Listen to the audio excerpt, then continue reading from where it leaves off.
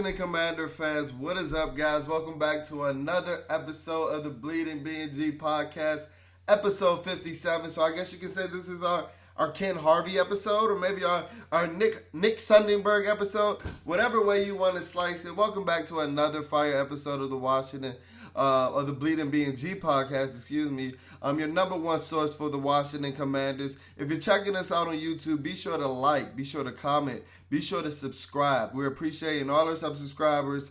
We finally got over 1,000 views on a video. We appreciate you guys that's been checking us out on YouTube. If you're checking us out audio only, but specifically on Spotify, Apple Podcasts, be sure to leave a rating, be sure to leave a review. Let's finesse these algorithms so that when you're looking for everything Washington Commanders, Bleeding BnG is the first thing that pops up. Because, you know, we're giving you the raw, the objective, the uncut, the unfiltered analysis on the Washington Commanders. Because that's what you look for Bleeding BnG for. That's what you come here for. If you've been a loyal fan, thank you guys for holding us down. We've been going on for almost a year and a half now. We've been going steady. And I'm noticing the increase in interaction, the increase in popularity, and, you know, just the increase in, you know, our movement in this podcast game. So I appreciate all the support. That 1K number, that was big, man. That was big for me. So be sure to keep liking, be sure to keep commenting, and be sure to keep subscribing. But we're going to get into business. So we're going to give you a timestamp as I do for every episode. So today is Sunday, June the 12th, and it is about 11 p.m. So this is Stunner After Dark. If you're checking us out on YouTube, you can see the aesthetics that's going on tonight. This is Stunner After Dark. And we're going to just get into, you know, some OTA recap. And, you know, it's not the Washington Commanders, the Washington Redskins, the Washington football team.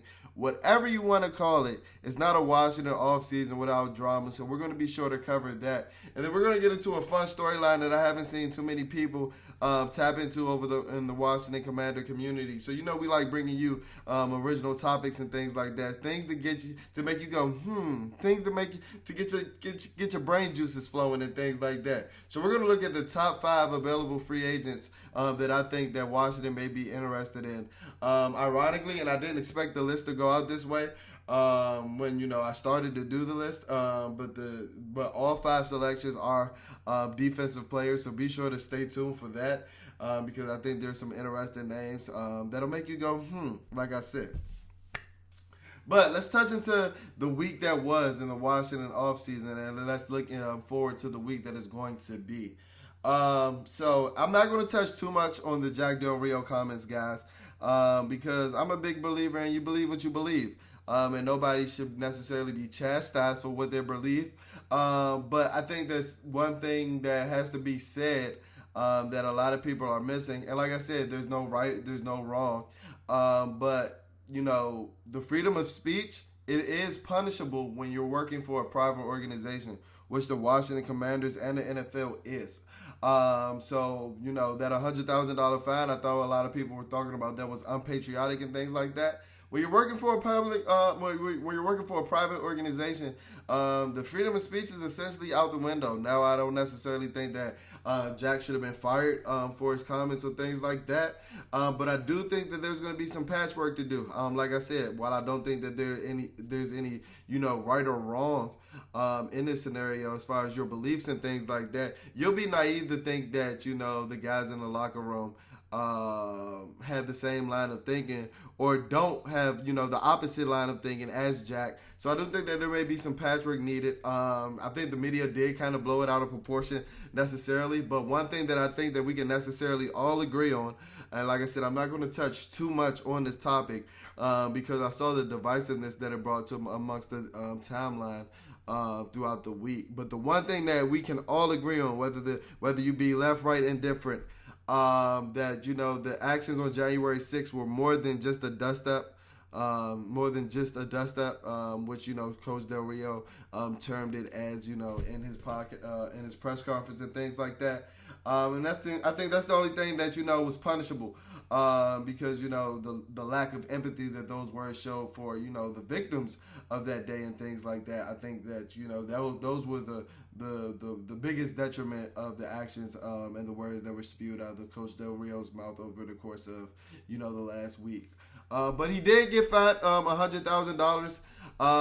While I'm not here to agree on things like that, I did like the memo that Coach Ron Rivera sent out on Friday afternoon when the news of the fine was sent out.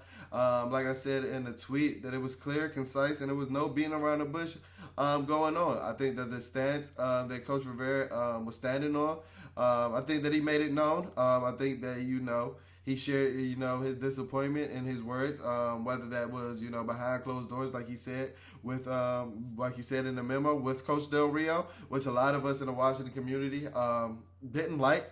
Not me necessarily, but I know a lot of people are saying that they felt like Coach Rivera should have called Coach Del Rio out in a public forum. Well, I don't think it was a place for that. I do like to see that his stance was clear, and I do like to see that there was action taken as far as this cause and things like that. But I'm not going to touch too much into it. Like I said, this topic caused a lot of divisiveness, and it's not a Washington Commander offseason without a circus. The circus was in town last week for sure. So that was a look back at last week's OTA session and things like that. That was the third and final session for the voluntary OTAs. And now we can look forward into our mandatory minicamp. I think that mandatory minicamp starts in the middle of this week and goes on to the end of this week. And one person that we can expect to not be here due to the reports from Nikki Javala of the Washington Post is wide receiver Terry Mclaurin. Terry Mclaurin, and it said the talks are that him and the Commanders are still far apart in their negotiations, and that expect him to not show up. He expect him to be holding out a mandatory minicamp. And I know a lot of people on the local beat were expecting, Terry. Terry's a stand-up guy, as they were saying, and they thought that, with his character and things like that, that this wouldn't be a guy that would be missing mandatory minicamp. But au contraire, quite the contrary. Terry's a guy that this is a guy that he's about his money, man. It's a business, and he's showing that. This is a guy that has put the offense on his back as a third-round pick for 3 straight years. Like I've told you guys, if you guys haven't checked out our Trade and Terry episode that we did a couple months ago now, that episode also did numbers, so be sure to check that one out as well. I think that, Terry McLaurin finds himself in a finicky and an iffy situation.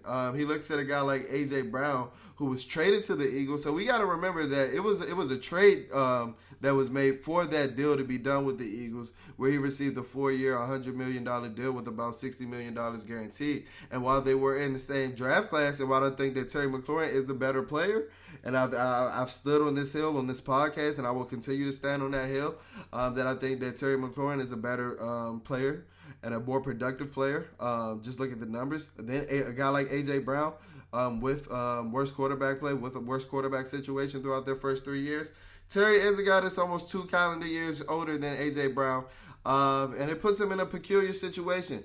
With Terry going into his age 27 or 28 season, if he's looking to sign a long-term deal, this may be the only long-term deal he gets in his career. With him coming off of a rookie deal with a third-round pick, I think he's due to make about $2.8 million this year. And I saw a crazy stat where Jahan Dotson is expected to make more in his first year than Terry McLaurin has made in his entire NFL career up until this point. And I think that that's quite unfair, especially for a guy like Terry McLaurin has produced year in and year out. While it has a lot to do with, what you've done in college and things like that. Terry wasn't elite in college per se as far as numbers and things like that. There's no way that Terry McLaurin should be making $2.8 million going into this season. And while I know with an extension, that money won't necessarily kick into next year or the year after this year per se, but we gotta pay this man.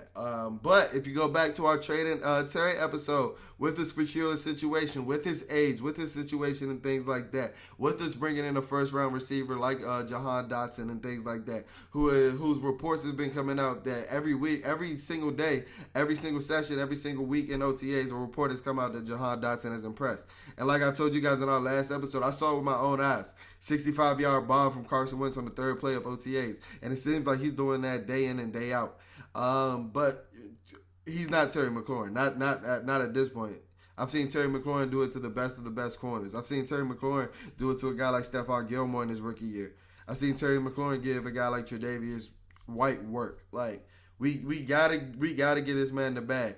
And as I mentioned in that traded Terry episode with this peculiar situation, I think that a franchise tag is more likely than a lot of people have been talking about, especially revolving and the people that make up the Washington Commanders community. I think that a franchise tag is way more likely than a lot of people. I haven't really heard it being talked about other than us in that Trade and Terry episode and things like that.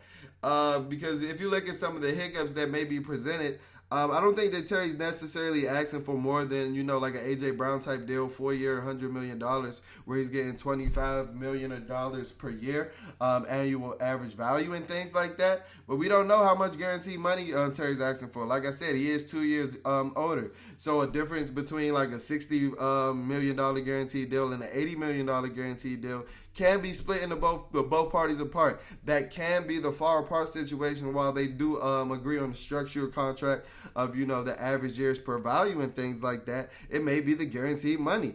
We have a lot of other ventures, whether that be stadium, whether that be lawsuits being paid off and things like that, where I've begun to question, our financial capabilities. I'm not going to go too deep into it in this episode. I want to see more of it play at hand.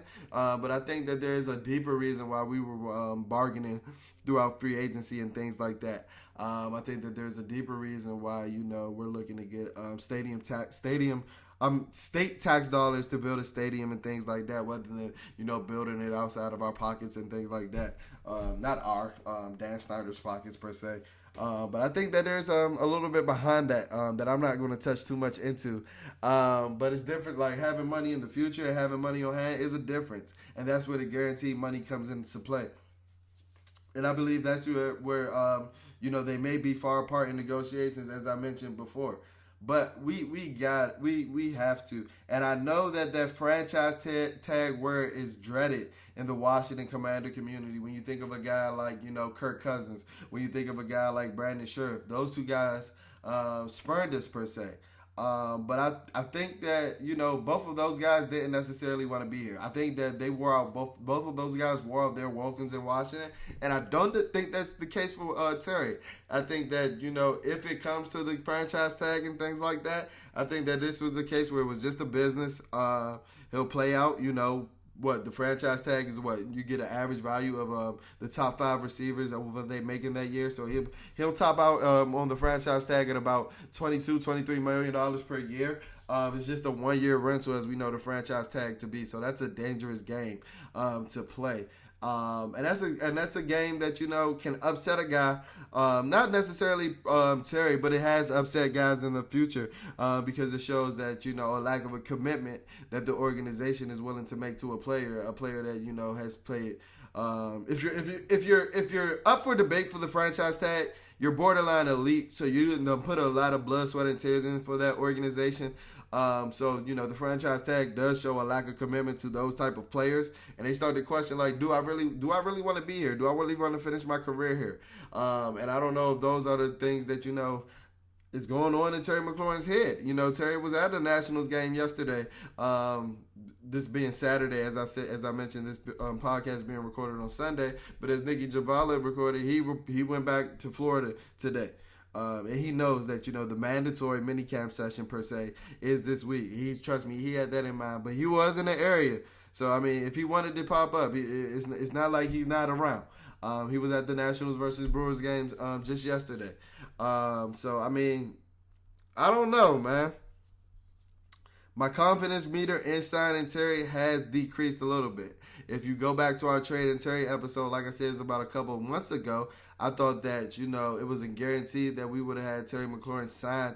And I've always said that training camp is the barometer. Training camp is the end goal for me. If, Terry's not signed by day one of training camp, kind of like Jonathan Allen was last year, I think that's when it begins to get serious. And I think that that's still the barometer. So we're still about 6 to 7 weeks away from training camp. So we still have a lot of time to work through a Terry McLaurin deal and things like that. But it's not here.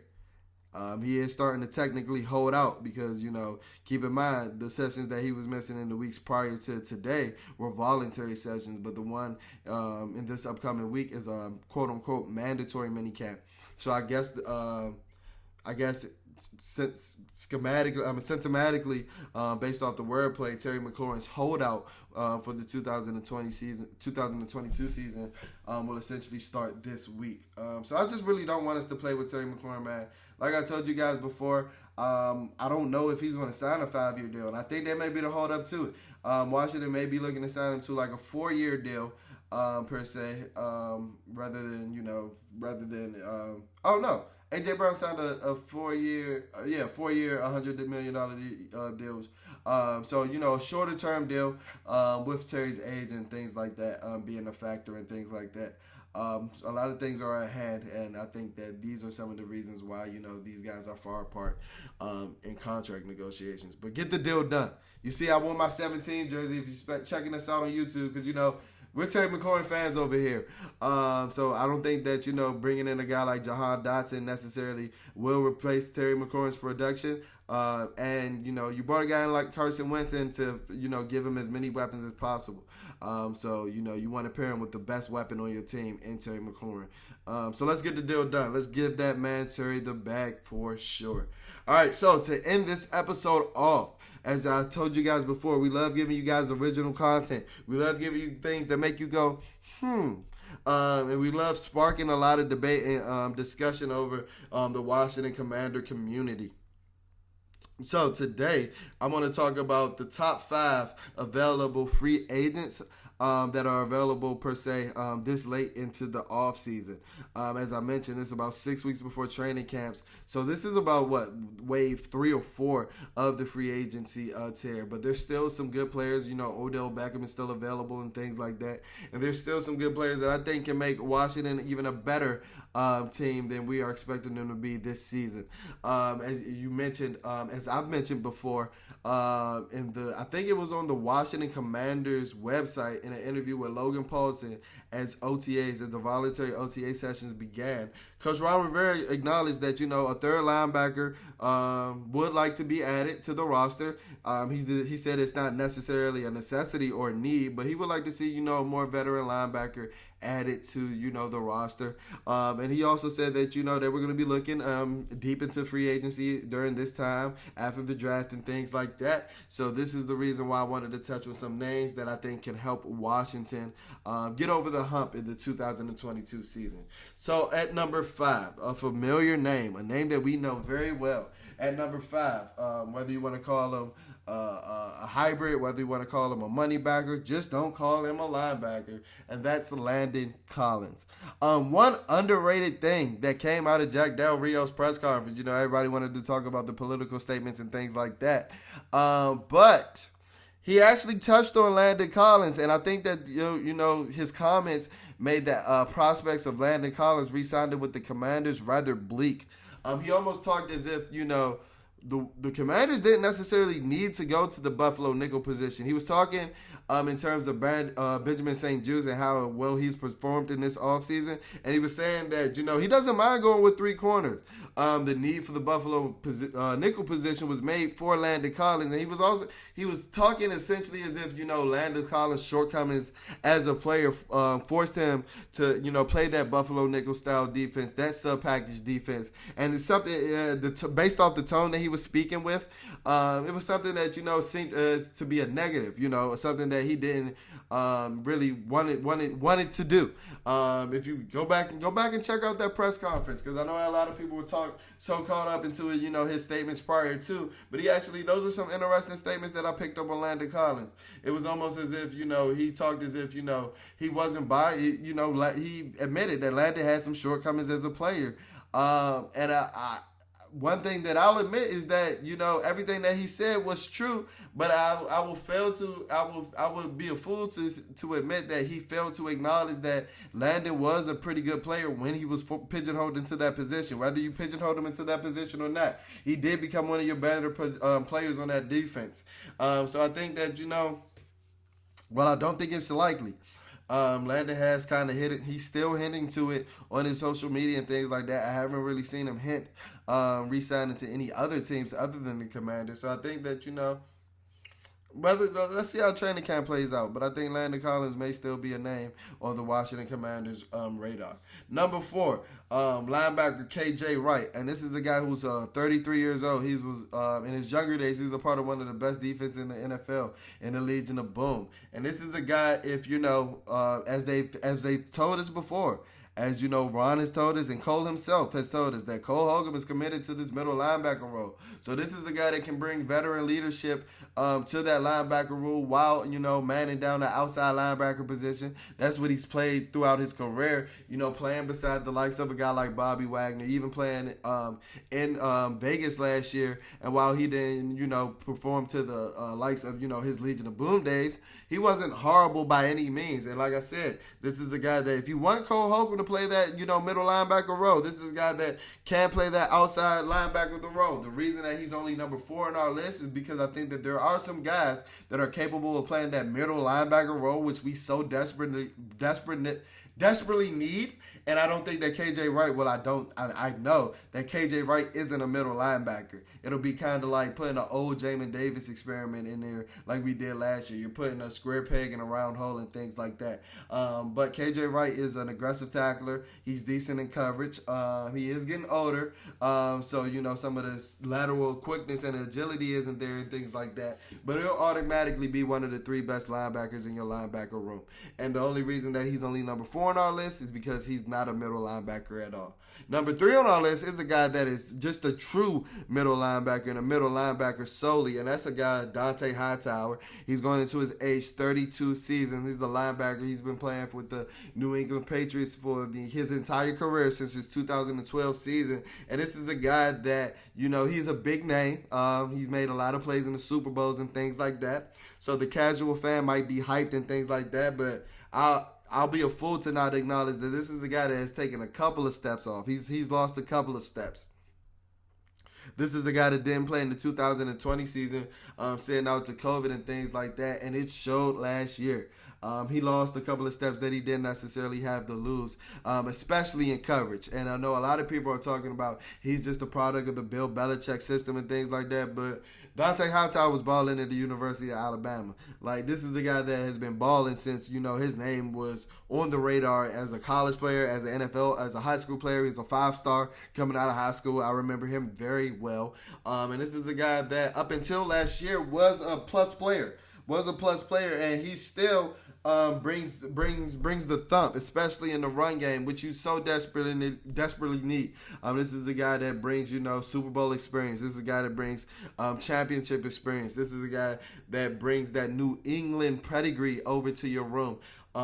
So I think that'll be a pretty good pickup, and that's Dante Hightower, number 3 on our top 5 available free agent rankings for the Washington Commanders. Number 2 is our guy. He's entering on his age 31 season. I got Alexander Johnson, AJ Johnson, linebacker who played for the Denver Broncos. And the reason that he's number 2 on our list is I think that he's just a tad bit better right now than Dante Hightower. But he's on the list for the same reasons that I would put Dante Hightower on the list. This is a guy that can play middle linebacker. I know there are talks that he's more of a 3-4 middle linebacker, but at this point, we just need linebackers. And I think this is a guy that can play in a 4-3. And with the same thing as talking about KJ Wright, Dante Hightower, and mentioning Alexander Johnson, all 3 of those guys will be amongst your top 3 linebackers the day that they put pen to paper. They're better than a David Mayo. They're better than anybody that you brought in, undrafted free agents and things like that. Now, I'm not going to rank them between a Jamin Davis and a Cole Holcomb, but they're amongst the top 3. He's a little younger than Dante Hightower, and I think that he's better in pass coverage and things like that, which is so highly predicated in today's NFL and things like that. And number one, I don't think that this is going to happen. But one thing, underrated storyline that we really haven't been touching on in the Washington Commander community throughout this offseason is who's going to be our third edge rusher. I know there's a lot of hype for James Smith-Williams. I like him a lot. But who's going to fill in that, that sole pass rusher role? And for number one on our list, while this guy doesn't strike you as just a sole pass rusher, I think that he can come in and give you a lot of edge depth and be a leader. While, if you're getting any guys at this point in free agency, these are guys that have fell off or coming off an injury and things like that. These are guys that are probably were really good at one point or that aren't necessarily at that level at that point. And I think that this is the case for this guy at number one on our list, and that's edge, outside linebacker, DN, Trey Flowers, who last played for the Detroit Lions. This is a guy who at one point was deemed a physical freak, playing with that, Bill Belichick system. He plays with his hand in the dirt. He can play standing up. And he's a guy that, is productive when healthy. I think that he kind of shut down, losing in Detroit and things like that. But this is a guy that can bring experience to a room with a Chase Young, with a Montez Sweat, with a James Smith-Williams, with a Shaka Toney, with a William Bradley King. This is a guy that was at one point one of the best defenders in the game, one of the most versatile edges in the game, whether that be in run support or rushing the passer. While he never possessed really elite sack numbers and things like that, he does possess a club. He does possess a special move that he can, teach a Montez Sweat or teach Chase Young and things like that, and can be really beneficial to that room. So that's our top 5 available free agents that I think can take the Washington Commanders over the top. Number 1, Trey Flowers. Number 2, Alexander A.J. Johnson. Number 3, Dante Hightower. Number 4, K.J. Wright. And number 5, Landon Collins. So let us know how you feel about that list. Let us know how you feel about this episode of the Bleeding BnG podcast, Stunner After Dark. Thank you guys for tuning into another episode of this podcast. Be sure to follow our social medias. I'll tag our Instagrams and our Twitters on this video as well. Our Instagram is at BleedingBNG. That's BLEEDING, BNG. Our Twitter is at BleedingBNG, BLEEDINBNG. So the spelling's a tad bit different, only one G in our Twitter handle. Be sure to follow us. Be sure to follow us on both of those platforms. We're posting content daily, discussion boards. We love getting our tweets off, and we love chucking it up with the Washington Commander community. Be sure to check us out because we're coming with some fire content. I get a lot of perks as a season ticket holder this year as a part of my season ticket plan. So I'm going to be sure to share that experience with you guys as well. So be sure to check out the Bleeding BnG podcast. Big things to come for the summer and the season 2022. Football's in the air. I can feel it. I can feel it. I can smell the grass now. So be sure to check out our next episode. Be sure to keep showing us love, and I love the support. And I'll be sure to check in on you guys later. Peace.